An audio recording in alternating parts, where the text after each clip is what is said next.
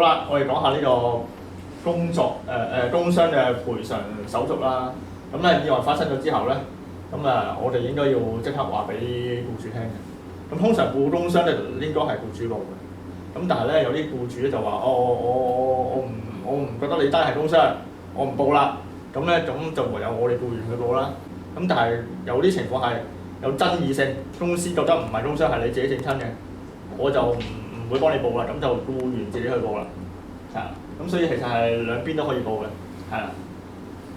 我想知咩為之係自己整親？哦，即係有啲情況係點咧？你覺得你係翻工期間整親，個僱主就會覺得你其實唔係翻工期間整親，你之前喺屋企整親嘅，你就賴咗係翻工度，所以我僱主我就唔認你單係工傷，咁就變成兩個口供各執一詞，僱主唔認工傷，咁就你覺得係工傷，咁僱主唔幫你報，你自己去報，咁咧就跟住咧勞工處就會介入調查啦，究竟邊一方嘅口供可信？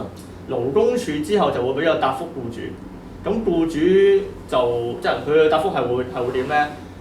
好大程度係工傷啦，或者係對個案存疑啦。勞工處一般嚟講，佢有呢兩個答案嘅，好大程度覺得呢單係工傷，或者個案存疑，咁佢就會將呢個調查結果話翻俾僱主聽，咁僱主咧就決定接唔接受勞工處呢個調查結果啦。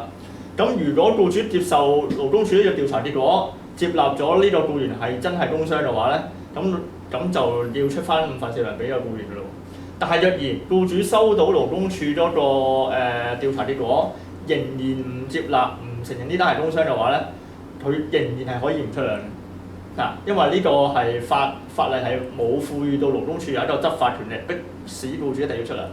咁呢個情況之下，僱主仍然唔出糧嘅話咧，我哋僱員呢一方就要去搞殺償，就要去申請法援打官司㗎啦。